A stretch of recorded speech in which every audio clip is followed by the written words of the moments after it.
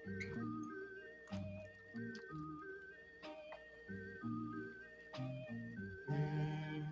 the beginning, the Lord made the earth, the heaven, the hills, and the sea.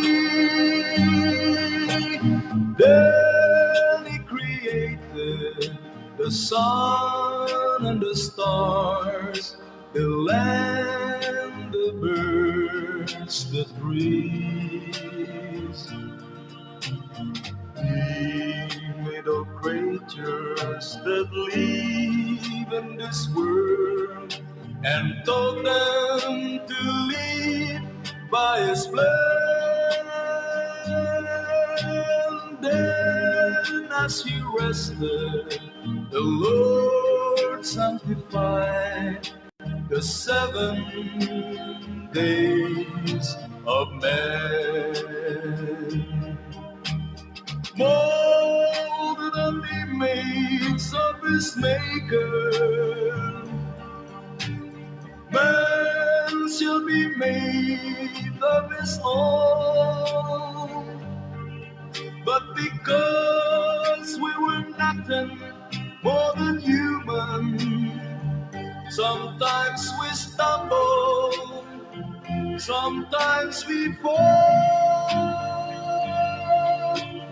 In the beginning, the world was so bright, perfection was there for all men. So pray and believe in the Lord's only light, and we'll have perfection again. This song is from Gilbert's Hard to Find Music Library. Molded on the image of His Maker, man shall be made of His own. But because we were nothing more than human, sometimes we stumble, sometimes we fall. In the beginning, the world was so bright, perfection was there for all men. So pray and believe in the Lord's only light, and we'll have perfection again.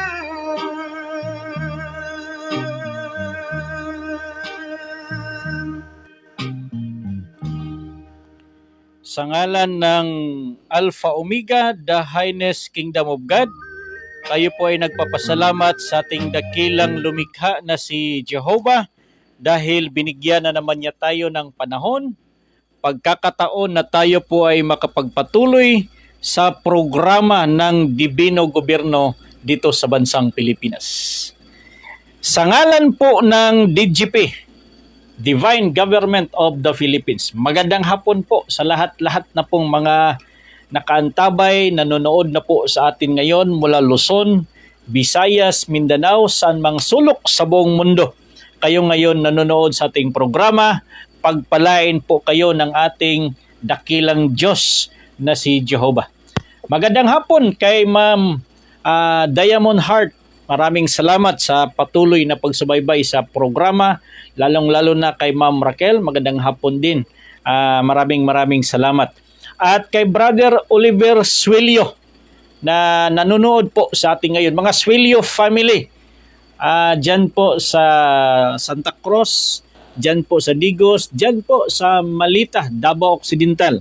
Mga Mercader family, maraming salamat. At magandang hapon po sa inyong lahat. Mga kasamahan mo dyan sa Palawan na nanonood po sa ating ngayon, magandang hapon sa inyong lahat. Kay Ma'am LBM Philippines, Luzon, Visayas, Mindanao, magandang hapon. Kay Atilos at sa buong pamilya mo dyan, kay Kuya Carlos, sa lahat din ng mga Carion family, Rolida family. Pausal family and Hiribisi family. Magandang hapon sa inyong lahat. Maraming salamat dahil sa pagdalo kagabi sa ating celebration ng Alpha Omega, the Highness Kingdom of God, Jehovah. Magandang hapon din dyan po sa Matanao, Davao del Sur, dyan po sa Barangay Tuwak, Biernisan, sa aking ina. Magandang hapon kay Lydia Sagaran Mangkal, mga Mangkal family dyan, mga Inok family, Sagaran family, lahat mga kapatid ko dyan. Sa Tribong Blaan, Fio Flabi, Digamode. So maraming salamat din sa patuloy na pagsubaybay sa ating programa. At dyan naman po sa Island Garden City of Samal, mga Dumaog family, magandang hapon po sa inyong lahat. Dyan sa Barangay Mojang, mga Dumaog family, magandang hapon din sa inyong lahat dyan. Kay Brother Arnel Pipito, bro, maraming salamat at magandang hapon. From Pipito family. Taga saan ito yung ating kapatid? So, kay Brother Benny Saklote, dyan po sa Quezon. Magandang hapon sa inyong lahat dyan. Sa mga buong kasamahan mo dyan, pamilya mo dyan, kay Brother Benny, magandang hapon sa inyong lahat. Okay lang ba yung aking audio dyan? Hindi ba tawag nito, hindi maingay sa tainga sa inyong pandinig? Magandang hapon. Anyway, maraming salamat sa lahat po ng mga nanonood sa atin ngayon. Mga iba't ibang grupo ng spiritual group, religious group, sa mga iba't ibang mga kapatiran natin dyan mula Luzon, Visayas, Mindanao. Yung mga nanonood po sa atin ngayon, mga hindi rin nakikita, nakapagmasid po sila. Kung maraming views po tayo ngayon, yung mga nakikita natin, pero mas maraming mga invisible creatures and mga heavenly bodies na nakasubaybay sa ating programa, nakatutok palagi sa ating programa dahil itong mga invisible nga mga creatures, itong mga kasamahan natin, mga gawa po ng Diyos na hindi natin makikita, naghihintay din yan sila kung kailan mapatupad yung dibino gobyerno dito sa bansang Pilipinas. Yan din po yung kanilang hinihintay dahil magkakaroon sila ng kalayaan. Okay? So loud and clear. Thank you po Ma'am Diamond Heart sa pag-comment na okay pala yung ating boses diyan sa inyong pandinig. Kaya samahan niyo ako sa mga ilang oras sa hapon na ito. Marami po tayong mga bagay na tatalakayin patungkol po sa programa po ng Diyos. At sana makarating po itong mensahe natin sa mga nasa kapatiran po natin na hindi maabot po ng mga social media. Pero sa pamamagitan po ng Espiritu, makarating po itong mensahe ng Dibino Gobyerno. At lalong-lalo na po doon sa ating mahal na Pangulo, dyan po sa Malacanang, sa Senado, sa Kongreso, sa Supreme Court, sa lahat po ng agency ng gobyerno na makarating itong programa ng Dibino Gobyerno. Mula dito sa Pilipinas, papuntang Kanluran, papunta man saan mang sulok sa buong mundo na mayroong mga Filipino. Sana marinig po nila yung programa ng Dibino Gobyerno dito sa bansang Pilipinas dahil tanging gobyerno lang po ng Diyos ang makapagbibigay sa atin ng kalayaan, makapagbibigay sa atin ng pag-asa, makapagbibigay sa atin ng totoong kaligtasan. Nasa gobyerno po ng Diyos, sa pamumuno po ng alagad po ng Diyos, sa pamumuno po ng hari na bugtong anak po ng Diyos.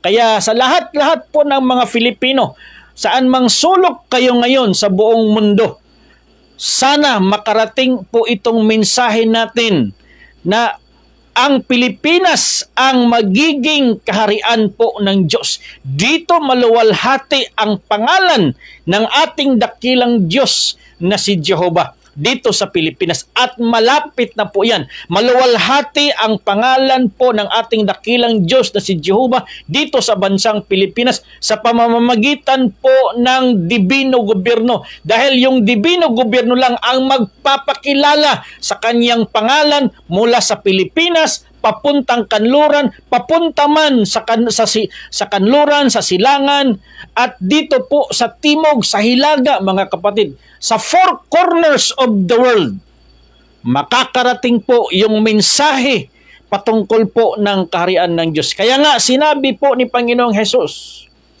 na kinakailangan yung mensahe ng kaharian ng Diyos dapat mapangaral po sa buong mundo, at yung pagtatapos ay darating na. Okay? Atong binisayon sa ragod. Nga gikinahanglan nga ang gingharian, ang maayong balita mahitungod sa gingharian sa Dios masangyaw sa tibok kalibutan ug ang katapusan moabot na. Yun pala sa Bisaya. Magandang hapon kay Brother Radin Infante Laurinio.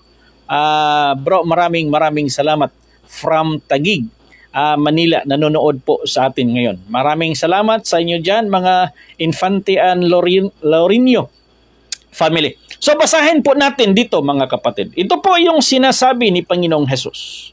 Matthew chapter 24 verse 14, mga kapatid. Dahil ito po yung pinapangaral po natin ngayon patungkol sa kaharian po ng Diyos. At sinabi po niya dito sa Bisaya, basahin ko sa Bisaya. Sabi niya, chapter 24 verse 14, og kining maayong balita mahitungod sa gingharian sa Dios, igawaling ngadto sa tibuok nga kalibutan, ingon nga pagpamatuod ngadto sa tanang kanasuran, ug unya moabot na ang katapusan. Basahin natin sa English. Okay? Matthew chapter 24 verse 14. Dahil ito po yung ginagawa natin ngayon. Ito po yung pagpangaral sa kaharian ng Diyos. Mula po dito sa Pilipinas, papunta man saan mang sulok sa buong mundo, na ang lahat ng mga Filipino, maunawaan nila na itong Pilipinas, yung mahal nating bansa na Pilipinas, na pilit niyuyurakan po ng mga kaaway, pero mananatili itong matatag dahil dito sa Pilipinas, luwalhatiin ang pangalan ng ating dakilang lumikha na si Jehovah. Matthew chapter 24 verse 14. At ipangangaral ang ibanghelyong ito ng kaharian sa buong sanlibutan sa pagpapatutuo sa lahat ng mga bansa, at kung magkagayoy, darating ang wakas. And this gospel of the kingdom shall be preached in all the world for a witness unto all nations, and then shall the end come. Anong ibig sabihin ng the end come? Hindi yung itong mundo natin matatapos, magugunaw. Hindi po ganon. Yung sinasabi po dito ni Panginoong Hesus sa kanyang mga alagad, na yung kanyang mga alagad, ipapangaral po nila yung ebanghelyo ng kaharian po ng Diyos magmula doon sa Israel, papunta po doon sa silangan, papuntang kanluran, papuntang hilaga, papuntang timog, hanggang maikot po nila yung buong mundo sa papamangaral ng kaharian ng Diyos. Yun po yung instruction ni Panginoong Hesus sa kanyang mga alagad. Okay? Pero kung titingnan po natin ngayon, halos buong mundo, mayroon ng mga misyonary, iba't ibang bansa nagpapadala po ng mga misyonary, lalong-lalo na sa Pilipinas. Maraming mga misyonary pinapadala doon sa iba't ibang bansa upang mapangaralan po sila patungkol po sa good news. Pero anong good news? Good news about Jesus Christ, that He is the Savior of the world. Hindi good news about the kingdom of God. Magkaiba kasi. Yung utos ni Jesus ipapangaral yung ebanghelyo ng kaharian po ng Diyos. Pero itong mga apostoles, yung pinapangaral po nila kung sino si Panginoong Hesus. Okay? At ito ngayon yung sinusunod ng ating mga religious leaders mula po sa Western teaching, European teaching, mga kapatid, hanggang nakarating dito sa Pilipinas. Yung sinusunod na ebanghelyo, yung ebanghelyo po ng mga apostoles, hindi yung ebanghelyo ni Jesus na ipapangaral ang ebanghelyo ng kaharian po ng Diyos sa buong mundo, sa lahat ng bansa, mga kapatid. Yun ang kaibahan. Yung good news of the gospel of the kingdom of God, yun po yung ipapangaral. Inutos po yun ni Panginoong Hesus. Pero after na si Panginoong Hesus pinako doon sa cross, yung inutos po, yung ginagawa po na misyon ng kanyang mga alagad, ipapangaral kung sino si Hesus, kung bakit nila ipinako, na siya yung bugtong anak. Yun po yung pinapangaral. So magkaiba na yung ebanghelyo. Ngayon, mga kapatid, history repeats itself. Yung kapanahonan ni Jesus noon sa pagpangaral ng kaharian ng Diyos, ganon din po yung mangyayari ngayon. Dahil 2,000 years ago, in 26 AD, nang si Jesus ay binautismuhan ni Juan Bautista doon sa Jordan River, doon po siya sa 26 AD nag-umpisa sa pangangaral po ng the kingdom of God. Sinabi niya, repent for the kingdom of God is at hand. Repent for the kingdom of God is near. Magsipagsisisi kayo dahil ang kaharian ng Diyos malapit na. Bakit sinabi niya ng malapit? Dahil siya po yung uupo as Kristo, as hari doon sa Israel that time kung siya ay tinanggap bilang Kristo, bilang bugtong anak ng Diyos. So hindi po yun natapos. Hindi na fulfill ng kanyang mga alagad.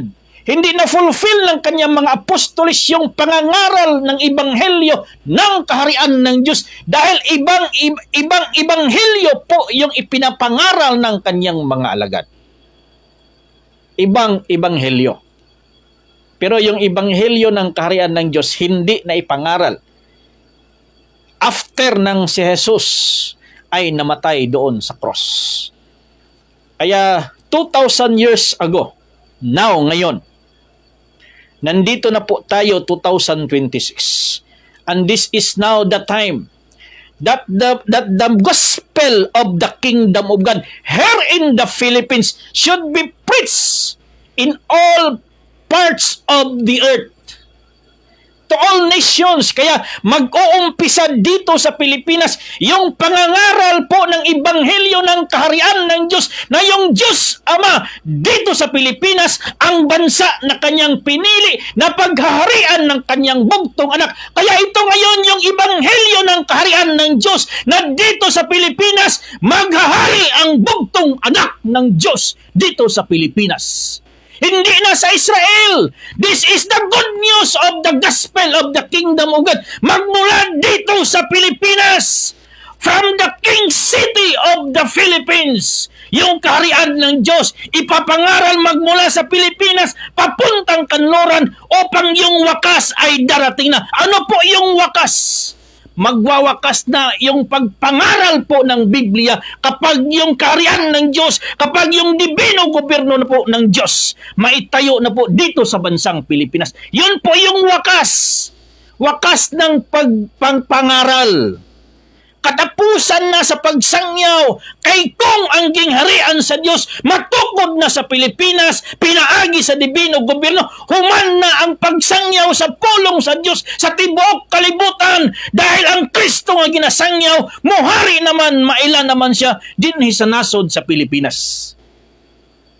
Kaya mapalad tayong Pilipinas because this is the gospel of the kingdom of God. Dito magsimula sa Pilipinas. Papuntang Amerika, papuntang Europe, papuntang Australia, papuntang Canada, papuntang Middle East. Sa lahat ng four corners of the world. Yung ebanghelyo ng kaharian ng Diyos, dito magsimula sa bansang Pilipinas. Lalong-lalo na from the King City of the South. ang ebanghelyo ng kaharian ng Diyos. Kaya sinasabi po niya dito, at ipapangaral ang ebanghelyong ito ng kaharian sa buong sanglibutan sa pagpapatotoo sa lahat ng mga bansa, at kung magkagayoy darating ang wakas sa lahat ng mga bansa. Kaya magandang hapon kay Dato Kanasuran. Okay? Kay Dato Kanasuran na nanonood po sa atin ngayon. Sa lahat po ng mga bansa, yung ebanghelyo ng kaharian ng Diyos. Ano pala yung ebanghelyo doon sa kaharian? Yung ebanghelyo, yung gospel of the kingdom of God.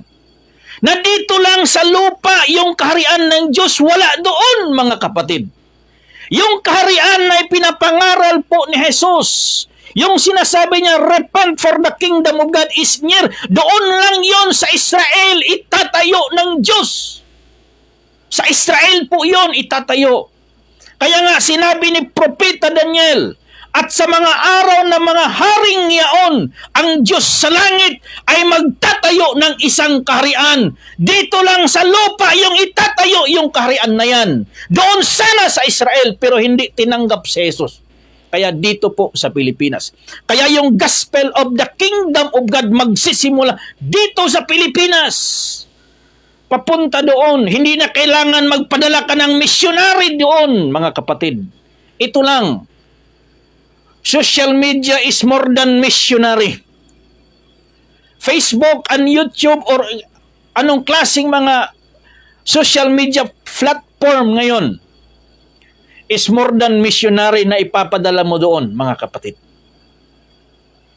Kaya makikilala ang Kristo, makikilala, maluwalhati ang pangalan ng Diyos Ama dito sa Pilipinas sa pamamagitan po sa pagpahapahayag ng ebanghelyo ng kaharian po ng Diyos. Ang ebanghelyo ng kaharian ng Diyos na dito lang sa lupa, dito lang sa Pilipinas, itatayo yung gobyerno po ng Diyos. Kaya nga, yung sinasabi doon, binabalik-balikan ko. Yung sinasabi ni Jesus, blessed are the poor, for your is the kingdom of God. Mapalad kayong mga kabos, kay inyo ang gingharian sa Diyos. Ano pala yung gospel sa gingharian sa Diyos? Diyan uupo yung hari. Yung bugtong anak ng Diyos, yun po yung maghahari sa kaharian na yan. Yung bugtong anak ng Diyos, yun po yung mamumuno sa kaharian na yan. Yung bugtong anak ng Diyos, yung Kristo, siya po yung makikilalang hari na hinihintay ng mga pobre. Dahil sila po, tayo po yung pinangakuan ng kaharian po ng Diyos. Kaya, Pilipinas yung kaharian ng Diyos. Ang kulang na lang, yung hari na bugtong anak ng Diyos na maghahari sa kaharian ng Diyos na itong bansang Pilipinas. Sa bansa lang yung kaharian ng Diyos. Kaya nga sinasabi po ni Jesus, sinasabi po ni Panginoong Jesus sa kanyang mga alagad, dahil yung mga Hudyo hindi na po maniniwala sa kanya na siya yung Kristo, siya yung hari, siya yung bugtong anak ng Diyos. Kaya hindi sila maniniwala na ipinadala si Kristo doon sa Israel upang maghari, magiging hari nila si Jesus sa Israel. Hindi maniniwala yung mga Hudyo. Kaya sa galit po ni Jesus, sa galit po niya, sinabi niya dito, Matthew chapter 21 verse 42 and 43. Sinabi po niya dito, they say unto him, sabi niya, Jesus said unto them, did you never read in the scriptures the stones which the builders rejected? The same is become the head of the corners. This is the Lord's doing, and it is marvelous in our eyes. At sinasabi sa kanila ni Jesus, kailanman bagay hindi ninyo nababasa sa mga kasulatan, ang batong itinatakwil ng mga nagtatayo ng gusali ay siya ring ginawang pangulo sa panulok. Ito'y mula sa Panginoon at ito'y kagilagilalas sa harap ng ating mga mata. 43. Kaya ang sinasabi ko sa inyo, aalisin sa inyo ang kaharian ng Diyos at ibibigay sa isang bansa na magkakabunga. Therefore say I unto you that the kingdom of God shall be taken away from you and given to a nation bringing forth the fruits thereof. Meaning yung kaharian po ng Diyos, yung Israel sana. Kaya lang hindi nila matanggap si Jesus na yung maghari doon sa Israel. Kaya sa galit po ni Jesus, kinuha yung kaharian at inilipat din sa isang bansa. Mula sa bansang Israel, inilipat sa isang bansa. Yun ang gospel ng kaharian ng Diyos. Hindi doon sa kaulapaan ang kaharian po ng Diyos. Dito lang sa lupa, doon sa Israel. Hindi lang nila matanggap si Jesus. Kaya kinuha ni Jesus doon sa Israel at inilipat sa isang bansa. At yung bansa na yan, bansang Pilipinas. Kaya yung pangangaral ng Ebanghelyo ng kaharian ng Diyos, magsisimula sa Pilipinas, papuntas man sa sulok sa buong mundo. Magsisimula dito sa Pilipinas. Hindi po doon sa Israel. Hindi po doon sa Amerika. Hindi sa China. Hindi sa Korea. Dito sa Pilipinas, magsisimula yung pangangaral ng Ebanghelyo ng kaharian po ng Diyos. Papunta sa lahat po ng sulok sa buong mundo. Yan po yung Ebanghelyo ng kaharian po ng Diyos. Nandito lang sa lupa ang kaharian po ng Diyos. Doon sa Israel nga lupa ang kaharian po ng Diyos. Kaya lang hindi nila matanggap ni si Jesus. Kaya kinuha ni Jesus yung kaharian na sana itatayo sa Israel at inilipat sa isang bansa. At yung bansa na yun, Pilipinas. Kaya ang kaharian po ng Diyos dito na sa Pilipinas. At yung hinihintay po natin, yung hari na maghari sa kaharian po ng Diyos dito sa Pilipinas. At yan po yung magpapatupad ng dibino gobyerno dito sa bansang Pilipinas. At yung hari na yan po yung hahanap ng ating mahal na Pangulo Ferdinand Bongbong Marcos, dahil yan po yung magliligtas sa kanya at sa kanyang panunungkulan at sa kanyang buong pamilya. Yung hari na yan sa ngalan po ni Jehovah, ang Diyos na buhay. That is the program of the living God Jehovah dito sa Pilipinas. Hindi lang kung basta-bastang anong kaharian yan. Hindi yung sinasabi nila mga lupas yung mga dynasty. Hindi po ganon. Walang dynasty sa Philippines because this is the dynasty of Alpha Omega, the highest kingdom of God. Kaharian ito ng kataas-taasang Diyos. Kaharian ito ng kataas-taasang Diyos at dito makikilala, maluwalhati ang iyang pangalan sa Pilipinas. That is the gospel of the kingdom of God na kinakailangan may pangaral sa buong mundo at yung wakas matatapos na. At yung wakas ay darating na. Anong wakas? Hindi wakasan itong mundo. Hindi wakasan itong lupa. Yung wakas na sinasabi dyan, wakas ay matatapos na ang pagpangaral ng kaharian ng Diyos dahil itatayo na yung dibino gobyerno. And the end will come. Sinasabi niya.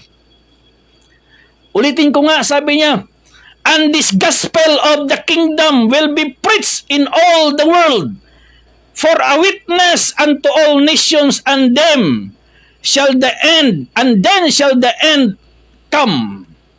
O kang katapusan mo abot. Anong katapusan dyan? Hindi katapusan sa kinabuhi, hindi katapusan sa yuta, hindi katapusan sa kalibutan. Hindi katapusan, meaning mahuman na ang pagsangyaw sa gingharian sa Diyos. Kaya itong ginagawa natin ngayon sa social media, itong pagpangaral natin ngayon na sa Pilipinas yung kaharian ng Diyos. This is the genuine gospel of the kingdom of God na dito sa Pilipinas magsisimula yung pangangaral ng kaharian ng Diyos. Hindi na kailangan magpadala ka ng missionary doon sa India, sa Russia, doon sa Afghanistan, kung itong ninong bansa nagpadala mo ng missionary upang ipangaral doon. Anong ipangaral nila doon? Si Jesus, tanggapin mo sa iyong puso. Yun lang. Pero yung kaharian po ng Diyos na iyong ipinapangaral ni Jesus, hindi nila maipangaral. Dahil yung gospel na kanilang ipinapangaral, tanggapin si Jesus sa puso. That is their gospel. Pero yung gospel na pagpangaral sa kaharian po ng Diyos, hindi po naipangaral hanggang ngayon. Mula nang si Jesus ay namatay doon sa cross 2,000 years ago. From 26 AD hanggang ngayon, 2026 na. 2,000 years na po, mga kapatid. Kaya now, history repeats itself, and this is now the time to preach the gospel of the kingdom of God here in the Philippines to all the earth, to all nations, to all the four corners of the world, from east, west, south, and north, mga kapatid. That is the good news. Good news, north, east, west, south. Kaya that is the good news of the gospel of the kingdom. That the Philippines is the kingdom of God. Wala doon. Nasa bansa yung kaharian ng Diyos. Kaya nga, sinabi ko, ulitin ko dito, sabi ni Jesus, in chapter 21, verse 43, therefore say I unto you that the kingdom of God shall be taken away from you. Sabi niya, and given to a nations, and given to a nation, bringing forth the fruit thereof. Kaya nga sinasabi ko sa inyo, aalisin sa inyo ang kaharian po ng Diyos at ibibigay sa isang bansa na nagkakabunga. Kaya wala na sa Israel yung kaharian ng Diyos. Nasa isang bansa na. Kaya sinabi ni Jesus, Matthew 6:33, seek ye first the kingdom of God. Bakit sinabi ni Jesus, seek ye first? Bakit kailangan hanapin yung kaharian po ng Diyos? Dahil wala na sa Israel yung kaharian. Inilipat na sa isang bansa. Kaya sinabi niya, unahin yung hanapin yung kaharian po ng Diyos. Seek ye first the kingdom of God. Why? Bakit? Kay wala na sa Israel yung kaharian po ng Diyos. Nandoon na sa isang bansa. Kaya sinabi niya, hanapin. At kung mahanap mo na kung saang bansa yung kaharian na inilipat ng Diyos, itatayo na po yung divine government sa kaharian po na kung saan na yung hari ang bugtong anak ng Diyos. Yan po yung sinabi niya, His righteousness. His righteousness, yung pagkamatarong sa Diyos, anaan ni anang ginghariana kapag ang hari, ang anak sa Diyos, muhari na niya ng ginghari. Kay ang balaod sa Diyos, mo'y ipatuman ni ana nga ginghariana. Kaya ang mga Filipino, maglakaw diha sa pagkamatarong according sa kabubuton sa Diyos, kay gisunod ang balaod sa Diyos. His righteousness. And all these things shall be added unto you. Idaragdag lang. Yung kayamanan, yung divine wealth, yung good health, okay? Yung everlasting life. Package yan, shall be added yan, idaragdag po yan ng Diyos. Kapag maitayo na yung banal na gobyerno ng Diyos dito sa bansang Pilipinas. Yan po yung gospel ng kaharian po ng Diyos. That is the essence of the divine government of the Philippines. Kaya mapalad ang mga Filipino ang makakarinig sa mensaheng ito, ang makakarinig sa ebanghelyo ng kaharian po ng Diyos, dahil ang wakas ay magdating. Wakas. Bakit po wakas? Dahil kapag ma-implement na po yung divine government, magwawakas na yung pangangaral po ng Biblia. Tapos na ang Biblia. Close na po yung Biblia kapag ma-implement na po yung divine government. Kapag uupo na po yung hari sa kaharian po ng Diyos. Tapos na yung Biblia. Dahil yung fulfillment po ng Biblia ngayon, kapag ma-implement na yung divino gobyerno ng Diyos, that is the fulfillment of the scripture from Genesis to Revelation. Dahil pag ma-implement na, pag makaupo na po yung hari, first day of his office, yun po, doon din po magsimula yung another version po ng Biblia. Continuation po ng Biblia. Actual.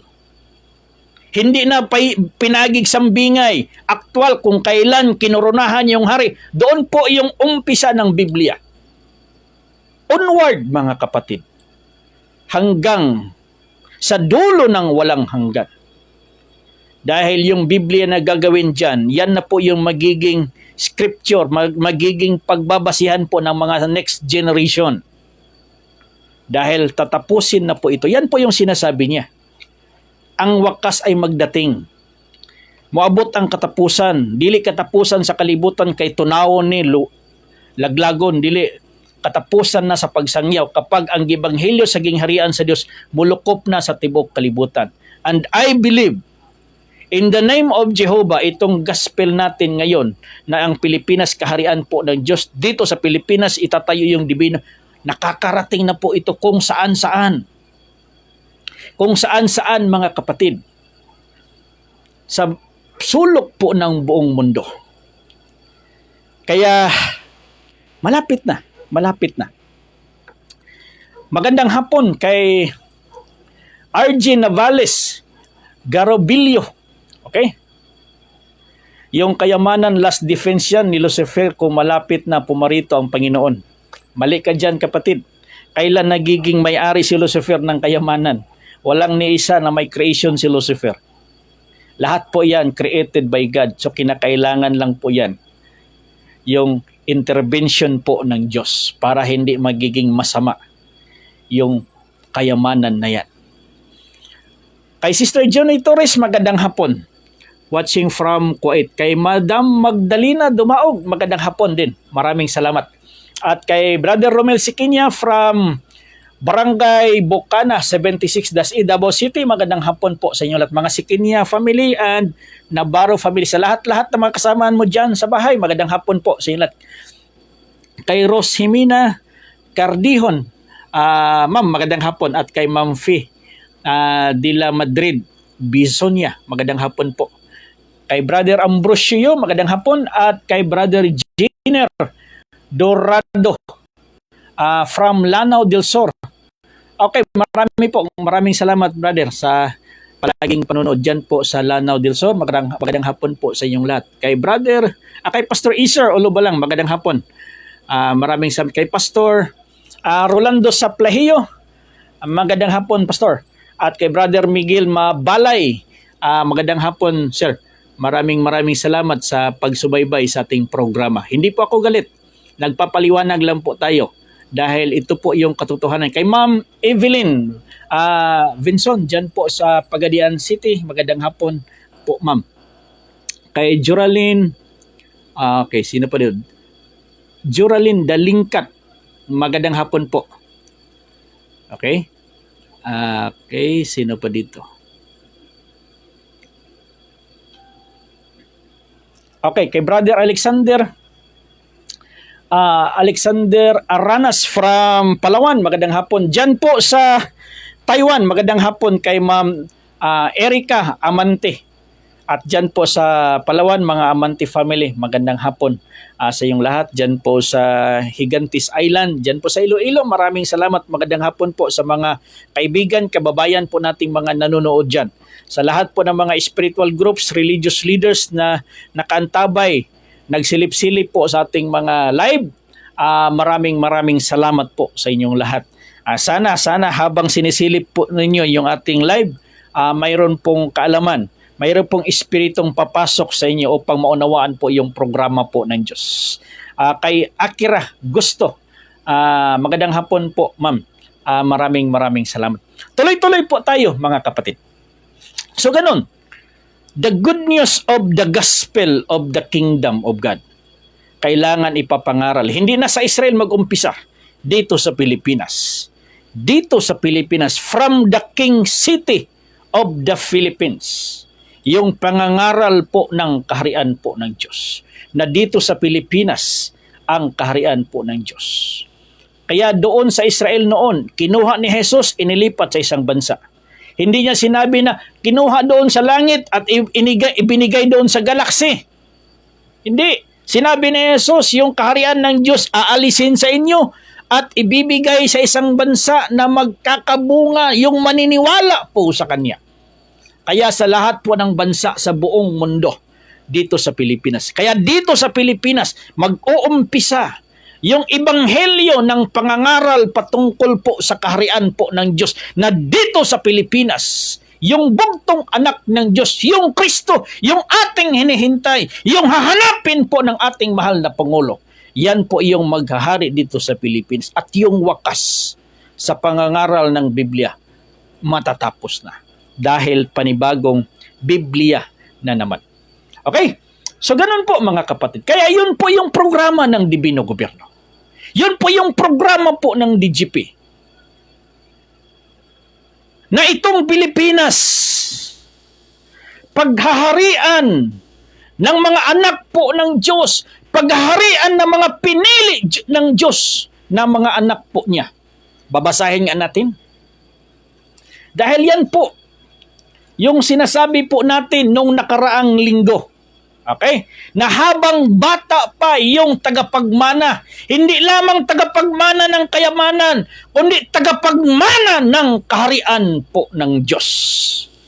Tagapagmana ng kaharian, hindi lamang tagapagmana ng kayamanan. Dahil kung kayamanan palagi yung kanilang kumbaga inaasam-asam, hindi kayamanan yung makukuha, kayabangan. Kaya yung kayabangan na mana po nila, hindi kayamanan. Pero habang bata pa yung tagapagmana ng kaharian po ng Diyos. Yung mga inutusan na mga propeta, yung mga sugo, yung mga sinugo, mga kapatid, yun po yung sinutusan unang mga ngaral. Kaya nga marami ng inutusan na nangangaral po ng kaharian po ng Diyos dito sa Pilipinas. Dahil inutusan sila yung nauna. Dahil habang yung tagapagmana ay bata pa. Pero pagdating po ng panahon, kapag nag-mature na yung bata na yon, yung mga inutusang nauna, kailangan aalis na po yun sila. Magpapahinga na po sila dahil lalabas na po yung tagapagmana ng kaharian po ng Diyos. Kaya nga sa panahon po ni Juan Bautista at saka ni Jesus, na unang nangangaral po si Juan patungkol po sa kaharian po ng Diyos. At yung ending ng kanyang pangangaral, babautismuhan po niya si Jesus doon sa Jordan River. At pagkatapos po ng bautismo na yon, hinuli si Juan. Ikinulong po ni Herodes hanggang pinugutan po ng ulo. Okay? Bakit po kailangan si Juan ay aalis na? Kailangan si Juan ay mamamatay na dahil nandyan na po yung Kristo. Nandyan na po yung Jesus. Turno na po din niya. Turno na po niya. Hindi ibig sabihin na si Juan hindi inutusan. Inutusan si Juan dahil kaya lang dahil palabas na po yung Kristo na si Jesus, kailangan si Juan aalis na. Kaya sa kapanahonan natin ngayon, maraming mga inutusan po ang Diyos mula kay Dr. Jose Rizal, Dr. Moncado, mga senior, mga ancestors po natin na nangangaral po ng kaharian ng Diyos ay nagpapahinga na. Dahil dumating na po yung takdang panahon na yung bata, iton over na po sa kanya yung kaharian po ng Diyos. Kaya nga sinabi po dito, Daniel chapter 7, verse 13, 14 and 27. Basahin natin. Daniel chapter 7. Dito po mga kapatid. Basahin ko muna sa Bisaya. Chapter 7. Sabi niya dito. Verse 13. Nakita ko diha sa mga pananaon. Ito yung nakita ni Daniel. Nakita ko diha sa mga pananaon. Sa kagabhion, og ania karon may mga miabot uban sa mga panganod. Uban sa panganod sa langit, nga usa nga sama sa anak sa tao, og siya miduol kaniya, bisan pa ngadto sa tigulang sa mga adlaw, og ilang gidala siya haduol sa iyang atubangan, og may gihatag kaniya nga dominyo og himaya og gingharian aron ang tanang mga katawhan mga nasod, ug mga pinulungan, manag-alagad kaniya, ug ang iyang dominyo, mao ang dominyo nga walay katapusan, nga dili umalagi, ug ang iyang gingharian, mao kadtong dili mabungkag. Mayroong isang kagaya ng anak ng tao, lumapit po doon sa matanda. Okay? Nidool dito sa tigulang sa mga adlaw. At yung tigulang sa mga adlaw, yun po yung nagbigay sa kanya, sa bata na yun. Sa anak ng tao na yun. Ibinigay niya yung dominyo, yung kaharian. Ibinigay sa kanya na yung lahat ng mga tao, lahat ng mga lingwahe, sa lahat-lahat ng bansa ay magpapailalim sa kanyang kaharian. Basahin natin sa Tagalog. Daniel chapter 7 verse 13 and 14, mga kapatid. Sinabi po niya dito. Verse 13. Ako'y nakakita sa pangitain sa gabi at nakita at narito lumabas na kasama ng mga alapaap sa langit ang isang gaya ng anak ng tao. Kaya sinabi ni Jesus sa pagdating ng anak ng tao, dito sinabi ni Daniel, gaya sa anak ng tao. At siya'y naparoon sa mga matanda sa mga araw at inilapit nila siya sa harap niya. At binigyan siya ng kapangyarihan at kaluwalhatian at isang kaharian upang lahat ng mga bayan, bansa at mga wika ay mga lingkod sa kanya.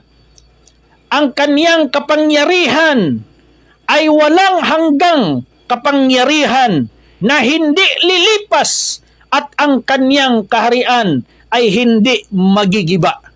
Verse 27, at ang kaharian at ang kapangyarihan at ang kadakilaan ng mga kaharian sa silong ng buong langit mabibigay sa bayan ng mga banal ng kataas-taasan. Ang kaniyang kaharian ay walang hanggang kaharian at ang lahat ng kapangyarihan ay maglilingkod at tatalima sa kanya. And the kingdom and dominions and the greatness of the kingdom under the whole heaven shall be given to the people of the saints of the Most High, whose kingdom is an everlasting kingdom, and all dominions shall serve and obey Him. Kaya ang lahat ng kaharian sa iba't ibang bansa, ibibigay yan sa bansang Pilipinas, yuyuko yan sa bansang Pilipinas dahil yung makapangyarihang Diyos, yung bugtong anak ng Diyos, yung hari sa mga hari dito sa Pilipinas, makikilala. Kalaya yung lahat ng kaharian sa iba't ibang bansa, yuyuko at yuyuko yan sa bansang Pilipinas. Dahil ibibigay ng matanda doon sa gaya ng anak ng tao. Yung kaharian na yan, yung dominyo na yan, dahil yung kaharian na yan para sa kanyang mga banal. Kaya papaano maging banal ang mga Filipino ngayon kung hindi may patupad yung banal na batas ng Diyos? Yan lang po, mga kapatid, His righteousness. Kaya righteous government or divine government yung magpapabanal sa mga Filipino. Dahil kapag tayo'y magiging banal sa harapan po ng Diyos, lahat ng mga bansa luluhod yan sa bayang banal at itong bansang Pilipinas, ang banal na bayan na yan. Hindi yan sa pamamagitan ng mga pangalan ng mga klimat, hindi sa pamamagitan ng pangalan ng mga doon sa World Bank, sa Central Bank daw na sila yung klima. Hindi po ganun. Wala po sa kanila, mga kapatid. Sa pamamagitan po ng Diyos Ama. Kung sino yung kaniyang bibigyan ng kaharian na yan. kung sino yung kanyang bibigyan ng kaluwalhatian na yan, yung dominyo na yan, na yung lahat ng mga bansa iyuyuko sa kanya. Yan po mga kapatid, kaya sinabi po yan sa Bisaya. Sabi niya, og ang gingharian, og ang dominyo, og ang pagkadako sa mga gingharian, ilalom sa tibok nga langit, igahatag ngadto sa katawhan sa mga balaan. Ang Pilipinas mahimong katawhan nga balaan. Tungod kay ang balaan nga anak sa Dios. Mailah diri sa Pilipinas nga mo'y tagaan og dominyo gingharian og kagahom sa pagdumala sa tanan nga katawhan, maingon sa tanan nga mga nasod sa tibok kalibutan. Kaya tatawagin siyang King of all kings and Lord of all lords. Kaya ganon po mga kapatid, yung gospel of the kingdom of God. Hindi yan pipitsugin na kaharian po na sinasabi, yung pinapangaral natin dito, hindi po pipitsugin na kaharian po ng mga engkantada, hindi po ganon. Kaharian po yan ng kataas-taasang Diyos. Kaharian po yan ng Alpha Omega mula umpisa hanggang ngayon. Lahat ng mga kaharian, mailalom sa kaharian na yan. The highest kingdom of God, Jehovah. Kaya pagdating ng panahon, Revelation chapter 11, verse 15, ito po yung sinasabi niya mga kapatid. Verse 15, and the seventh angel sounded, and there were great voices in heaven saying, the kingdoms of this world are become the kingdom of our Lord and of his Christ, and he shall reign forever and ever. At umihip ang ikapitong anghel, at nagkaroon ng malakas na tinig sa langit at nagsasabi, ang kaharian ng sanglibutan ay nagiging sa ating Panginoon at sa kanyang Kristo, at siya'y maghahari magpakailanman. Dito lang sa lupa yung kaharian po ng Diyos, at dito sa Pilipinas yung kaharian na yan. Kaya ang lahat ng kaharian dito sa lupa, ibibigay po ng Diyos sa kanyang bugtong anak upang pangalagaan, upang sakupin yung lahat ng mga bansa, upang siya'y tatawaging hari sa mga hari, Panginoon sa mga Panginoon. Yan ang good news of the gospel of the kingdom of God. Dahil hindi po ito kaharian na hanggang bakuran lang. Hindi po ito kaharian na hanggang organisasyon lang, hanggang relihiyon lang, hanggang religious league. Hindi po. Hindi ito kaharian na registered lang sa sect. Kaharian po ng kataas-taasang Diyos mula umpisa hanggang dulo. Kaya nga sinabi niya, I am the Alpha and the Omega. Kaya itong kaharian po natin, this is the kingdom of the Alpha and Omega, the highest kingdom of Jehovah. Ito po, dito po itatayo sa Pilipinas. Kaya yung mensahe ng kaharian ng po ng Diyos, dito sa Pilipinas po yan magsisimula. At specifically, from the King City of the South, from the King City of the Southern Philippines. Yung mensahe ng kaharian ng Diyos at yung wakas ay darating na. Meaning wakas ng may hangganan kasi yung pangangaral ng salita ng Diyos. May hangganan. Itong pangangaral, may hangganan yung pagsamba sa simbahan. May hangganan yung pag-aayuno, may hangganan lahat po yan. Kapag ma-implement na po yung divine government, tapos na po lahat yan. Tapos na po, pag makaupo na po yung hari dito sa Pilipinas, tapos na po yung pagpunta doon sa simbahan, tapos na po yung pag-alay, tapos na po yung pag-aayuno, tapos na po yung lahat ng gagawin yan. Dahil yung Kristo na inaalayan, dinadasalan, ay maghahari na dito sa kanyang bayan na pinili itong bansang Pilipinas. Tapos na mga kapatid. Kaya nga palagi kong sinasabi, yung church era ngayon, yung church era, okay? Tapos na yung church dispensation. Nandito na po tayo sa millennial reign of Christ. 1,000 taon na paghari ni Kristo sa Pilipinas, at ito na po ngayon. Dahil yung lahat ng simbahan, lahat po ng naniniwala sa Diyos, ipapasok sa kaharian. Hindi ibig sabihin na yung kaharian ng Diyos dito sa puso mo, hindi po yan totoo. Okay? Hindi po totoo na yung kaharian po ng Diyos, ay pastor, yung kaharian ng Diyos, ito mang puso ko. Okay? Yung kaharian ng Diyos, puso man ng tao. Mali ka dyan, kapatid.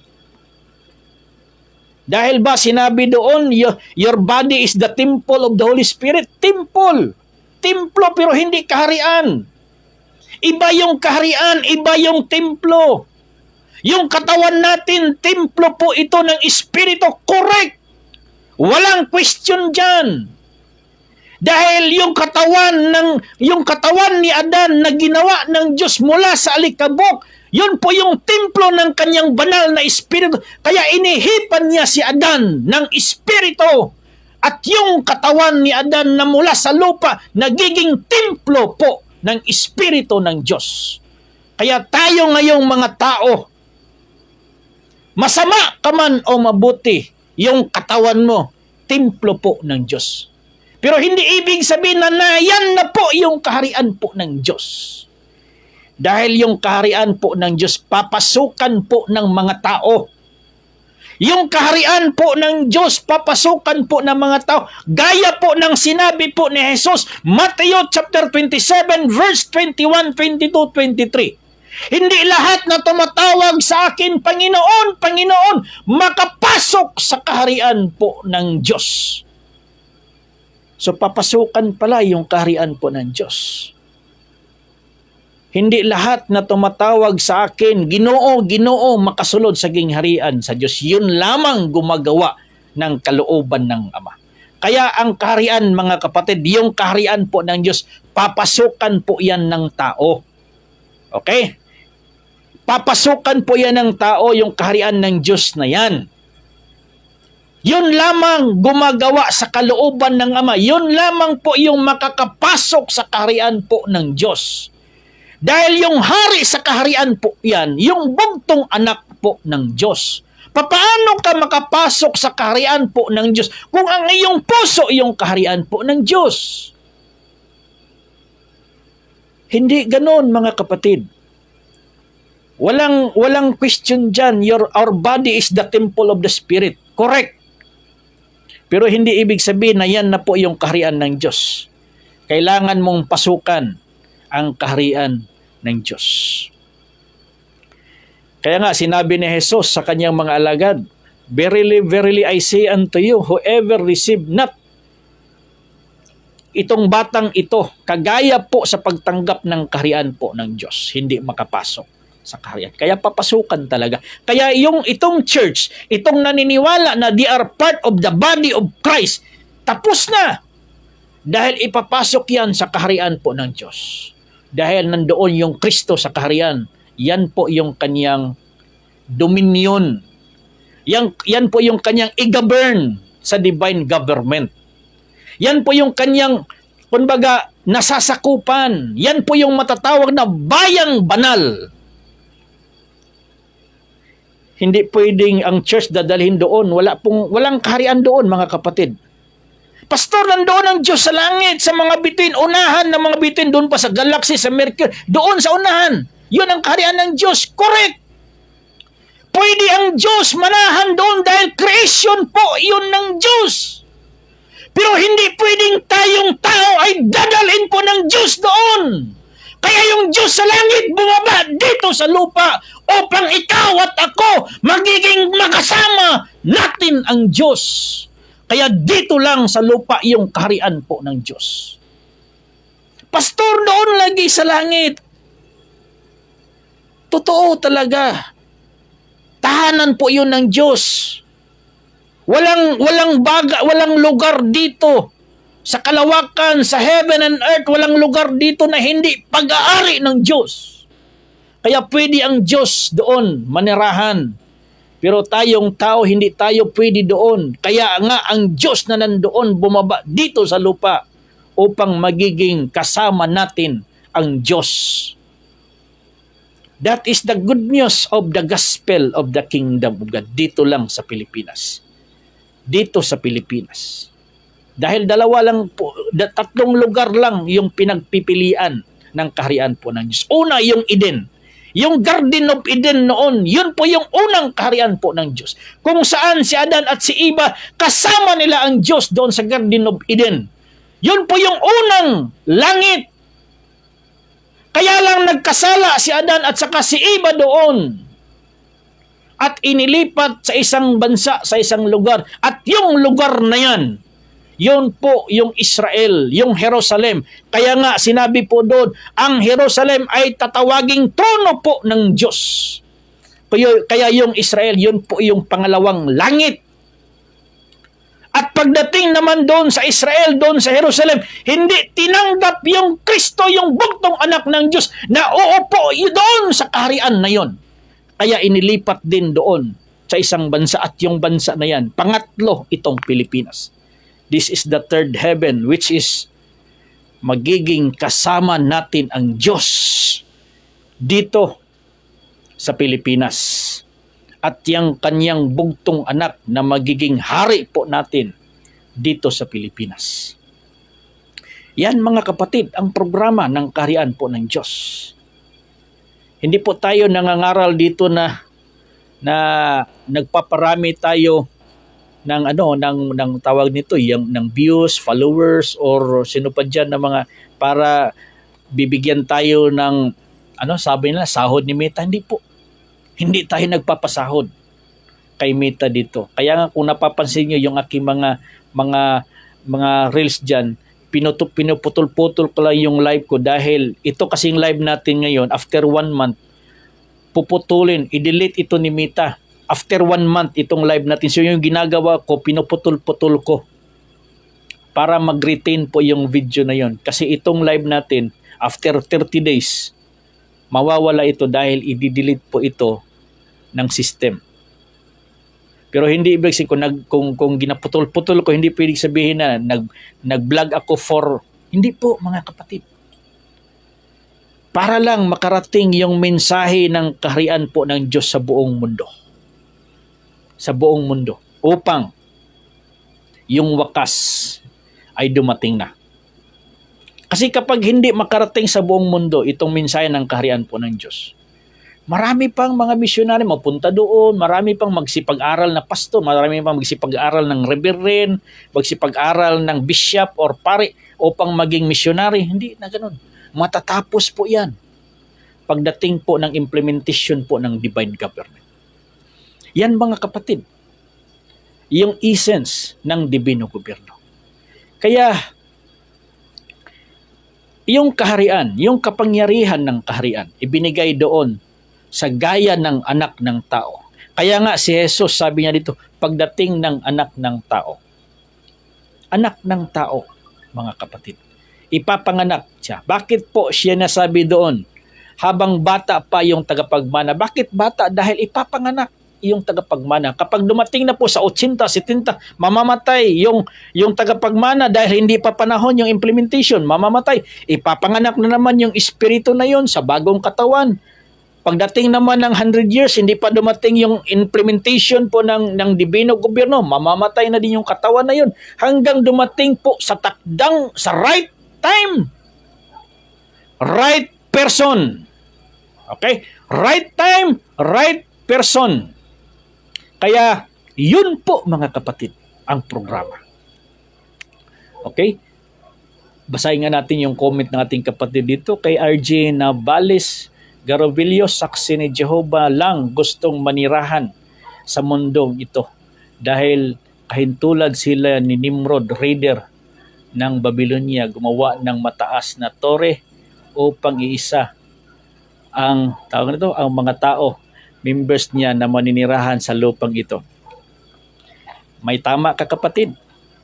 Kung yan ang paniniwala mo, saksi Jehovah lang yung maninirahan dito sa mundo, correct. Kung hindi ka saksi ni Jehovah, hindi ka manirahan dito.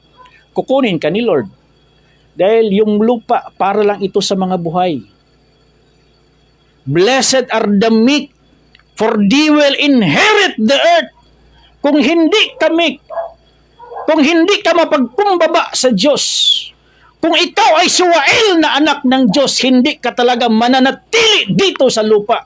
Ibabalik ka sa Diyos 6 feet below the ground dahil kung ayaw mong manirahan dito sa lupa. Dahil itong lupa ay mamanahin ito ng mga anak ng Diyos. Kung hindi ka anak ng Diyos, hindi mo talaga ito mamanahin.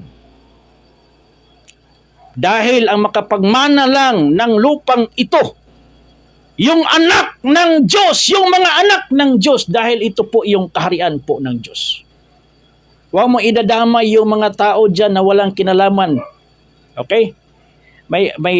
Totoo po yung Nimrod. Panahon ni Nimrod, ginawa nila yung Tower of Babel. Okay? Hindi ibig sabihin gusto nilang pumunta doon sa langit. Iba naman yung pagkaintindi mo doon. Iba naman yung application mo dito. Pero sasabihin ko sa iyo, kung hindi ka anak ng Diyos, hindi ka talaga mananatili dito sa lupa. Dahil sinabi po dyan, mapalad. Basahin mo yung Mateo 5:5. Mapalad yung mga maamo ang puso dahil mamanahin nila itong lupa. Basahin mo yung Salmo 37. Yung mga masasama ay aalisin dito sa lupa dahil itong lupa ay mamanahin ng mga anak ng Diyos. Kaya anak lang ng Diyos yung makapagmana at mananatili dito sa lupa. Kaya tanungin kita, anak ka ba ng Diyos o hindi? Kasi dalawa lang. Anak ng Diyos o anak ng demonyo. Kung anak ka ng Diyos, mamanahin mo itong lupa. Pero kung hindi ka mananiwala dyan, anak ka ng Diyos, sorry. That is the gospel of the kingdom of God. Na itong Pilipinas, hindi susunugin. Kung mayroong lupang susunugin dyan, kung mayroong lupang sululusawin, hindi itong lupa na kinatatayuan mo. Yung katawan mo na galing sa lupa, yan ang lulusawin, susunugin po ng Diyos. Tingnan mo nga yung mga namatay sa COVID. After ilang oras na cremate, bumalik sa abo, bumalik sa lupa. Dahil yung tao galing sa lupa. Kung mayroong lupang lulusawin, kung mayroong lupang tutunawin po ng Diyos, yung tao na galing sa lupa, ibabalik ng Diyos sa lupa. Pero itong lupa kung saan galing ang tao, hindi ito tutunawin ng Diyos. Dahil ito po yung kaharian po ng Diyos.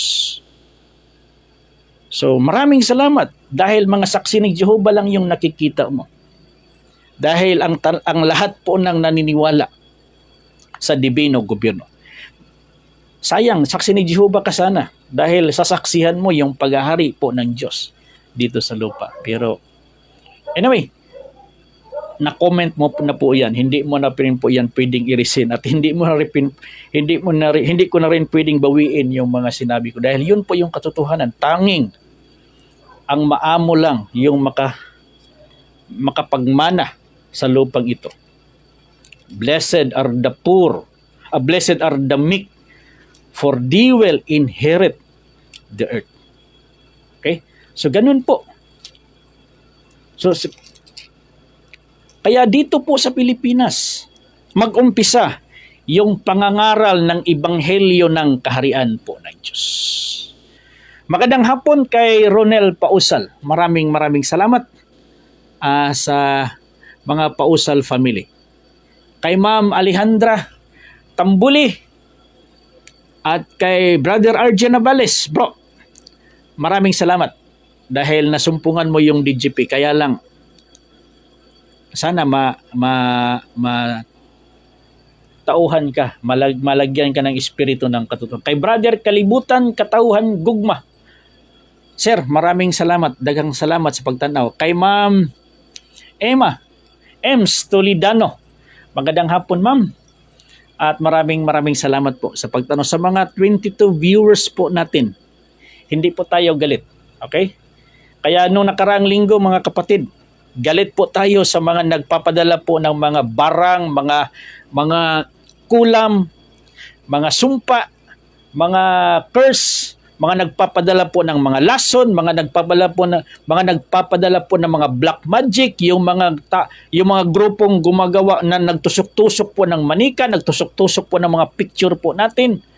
Kaya nga sinabi po natin, sa ngalan ni Jehovah, ibabalik sa kanila. Sa ngalan ni Jehovah, ibabalik sa lahat po ng spiritual leaders, spiritual groups, spiritual religious groups, sa kahit sinong grupong gumagawa ng mga kulam, gumawa ng barang, gumawa ng mga sumpa, ng mga black magic against sa DGP. Sa ngalan ni Jehovah, ibabalik po yan sa inyo. Ibutang mo sa Diyos sa kaulawan, kalaglagan, o kaulawan. Okay? Kapakiyasan. Labaw sa tanan, ibutang mo sa Diyos sa kalaglagan. Kay ang Diyos nga ginatuboy sa DGP, mao si Jehovah, ang makagagahom nga Diyos. Siya lamang ang ituboy. Kaya walay gahom. Walay gahom yung black magic. Walang power yung black magic, yung mga barang, yung mga kulang na pinapalipad ng iba't ibang grupo against DGP. Walang power yan against DGP dahil yung malaking Diyos na si Jehovah, yan po yung nag-shield sa lahat ng mga members, sa lahat po ng mga naniniwala sa dibino gobyerno dito sa bansang Pilipinas. Yung malaking Diyos na si Jehovah, yung nag-shield, yung nagtabon sa kanyang kamay, upang lahat ng mga palipad ng mga black magicians, lahat palipad ng mga spiritual leaders, yung lahat na palipad ng mga spiritual groups, mga iba't ibang grupo, mga sumpa, mga hilo, mga curse, mga panghimaraot, okay? Mga pagtamay, ibabalik yan ng Diyos sa inyo. Ibabalik po yan, ibabalik po yan. Matatamaan pa inyong mga pamilya. Matatamaan pa yung asawa, yung mga anak mo matatamaan pa. Dahil hinahamon nyo ang Diyos ng DGP na si Jehovah. Siya lang po yung niluluwalhati po ng dibino gobyerno dito sa Pilipinas. Kaya darating ang panahon, ma-implement na po itong dibino gobyerno. Dahil darating po, magkikita talaga yung Pangulo at yung Hari na si BBM. Magkikita talaga yung Pangulo at itong Hari ngayon upang pag-usapan, ipatayo itong dibino gobyerno. Yung leon at saka agila. Magkikita po talaga yan. Yung leon at saka agila. Dahil leon tigre pala. Hindi agila. Dahil matagal lang nagkikita yung leon at saka agila. Kaya lang hindi na-recognize ng agila yung leon. Kaya nga, yung agila nahuli, nalagay sa hawla dahil hindi niya na-recognize yung leon. Pero itong tigre ngayon, magkikita yung tigre at leon, mga kapatid. Yung tigre at leon, at yung tigre po natin, yung ating mahal na Pangulo, at yung leon na kanyang hahanapin, yung hari. Yung hari po, galing po doon sa lipi ni Huda. Okay? Kaya, pag ma-implement na po itong divine government sa Pilipinas, maridim po lahat. Yung mula kay Adan at saka kay Eva, yung nagiging kaaway ni Adan, yung mga hayop, yung nagiging kaaway nila po yung mga animals, yung kanila.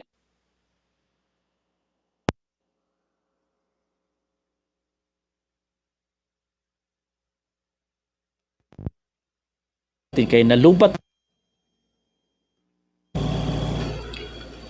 Yung nagiging kaaway po ni Adan at saka ni Eva na mga hayop, nagiging wild after po si Adan at saka si Eva nagkasala. Nagiging wild na po yung mga hayop noon, so magkalaban na po siya. Kaya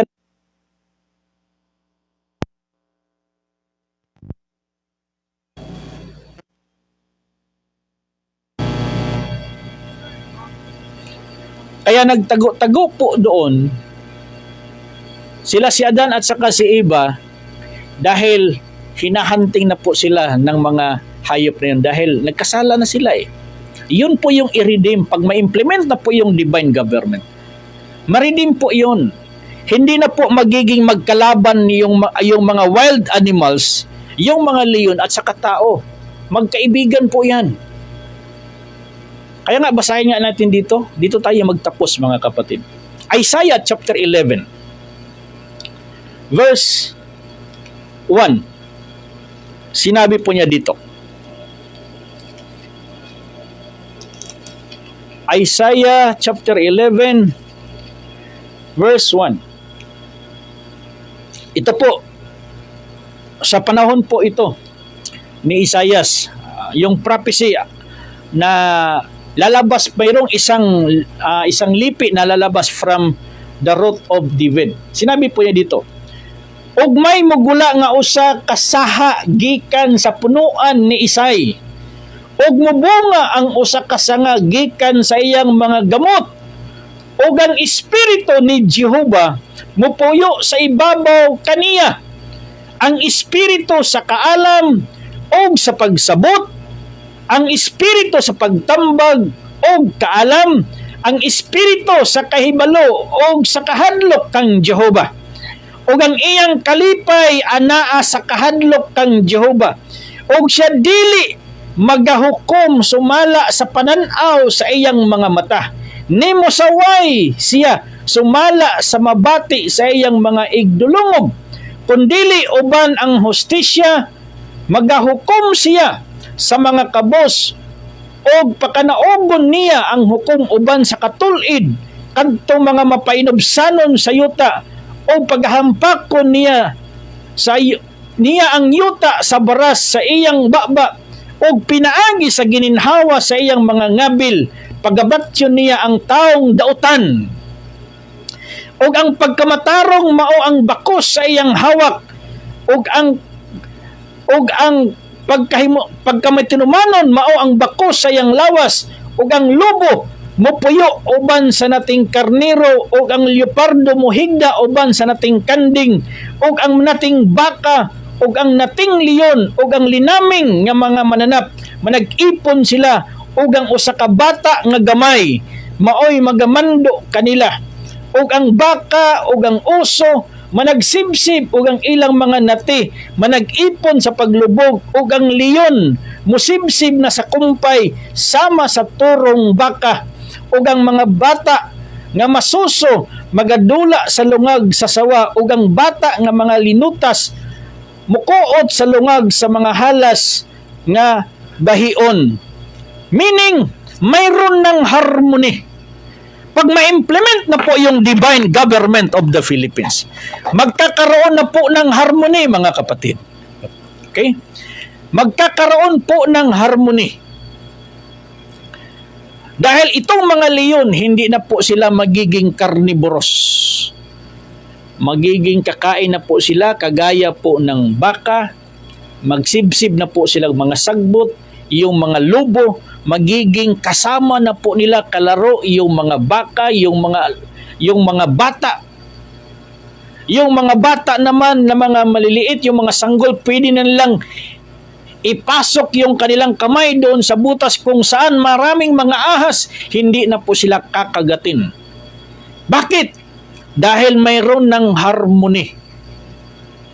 Dahil na-redeem na yung mula sa kapanahon ni Adan at saka yung nagkasala sila si Adan, mariredeem na po yon, matatapos na po yon kapag ma-implement na po yung divino gobyerno. Mayroon ng harmonious life in the Philippines. Kaya dito sa Pilipinas, yung mga sinasabi nilang banako na marami ng kinagat, yung mga king cobra, darating yung panahon, yung mga tao hindi na matatakot dyan, yung mga sawa, dahil hindi na mo yan sila mangangagat ng mga tao. Dahil aalisin na po yung cursed sa kanila.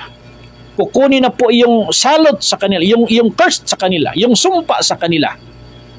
Yung mga mababangis na mga hayop, mga tigre, mga lir, hindi na po yan sila kakain ng mga karne dahil kakain na po sila ng mga damo. Dahil maridim na po babaguhin po ng Diyos lahat. Ito lang yung susi. Kapag ma-implement na po yung divino gobyerno, magkakaroon po ng harmony dito sa bansang Pilipinas. Yung ibang bansa, wala po doon, walang harmony doon, unless sila ay magpapailalim sa gobyerno po ng Diyos. Kaya mga kapatid, maraming salamat po sa ating lahat.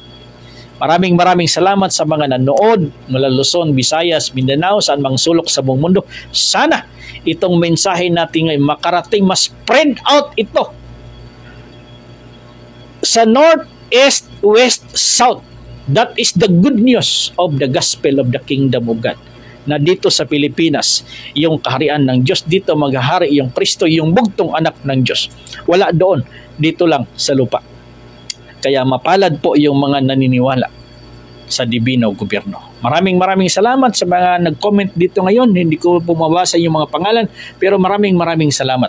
Dahil sana marami pang mga kaalaman na masumpungan po ninyo dito po sa ating programa. Sa mga bagong nanonood po sa ating ngayon, maraming salamat kay Ma'am Biblical Nation, kay Sister Madam Florence Hamulaki. Magandang hapon po sa inyong lahat dyan sa Luzon. At kay Brother Julabs at kay Pastor Iser Ulubalang, magandang hapon, maraming salamat. Kay Ma'am Erika B, maraming salamat po ma'am. Thank you po sa pagtanaw sa ating dyan, mga buong pamilya mo dyan sa Taiwan. Maraming salamat po sa pagsubaybay sa programa. Kay Ronel Pausal, maraming salamat din. Sino pa dito? Kay Sir Danny Baziwa, magandang hapon Sir Danny. Kuya Danny, maraming salamat po. Dito pa, sino pa dito? Kay Ma'am Rose Jimena Cardijon, magandang hapon po. Kay Ma'am Ames Toledano, maraming salamat po. Kay Kalibutan Katauhan Gugma, dagang salamat. Kay Ma'am Diamond Heart, thank you po. Kay Brother Alexander, kay Brother Ma'am Akira, at kay Brother Miguel, maraming salamat po sa inyong lahat sa pagsubaybay sa ating programa sa hapon na ito. Sana marami po kayong natutunan sa ating